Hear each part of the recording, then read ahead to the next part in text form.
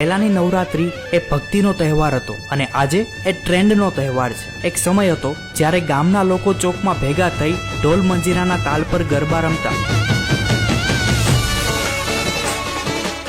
અને એ ગરબામાં ભક્તિ દેખાતી હતી। પણ આજે શબ્દ છે, રંગ છે, ગીત છે, પણ ક્યાંક એ ભક્તિનો ભાવ ખૂટે છે। હવે ગરબાની તૈયારી કરતા પહેલા રીલો બનાવાય છે અને માતાજી કરતા વધુ ધ્યાન કેમેરા પર રહે છે। આજકાલ આરતીમાં લોકો ઓછા અને ગરબા ગ્રાઉન્ડમાં ભીડ વધારે જોવા મળે છે। જે નવરાત્રીમાં માતાજીની આરતી પૂરા ભાવ સાથે થતી એ નવરાત્રી આજે ફેશન શો અને કોન્સર્ટ બનવા લાગી છે। પણ અફસોસ એ વાતનો છે કે આજે ગરબામાં ભક્તિ કરતા સ્પર્ધા વધારે છે, કોનો ડ્રેસ, કોનો ડાન્સ કે કોની પોસ્ટ।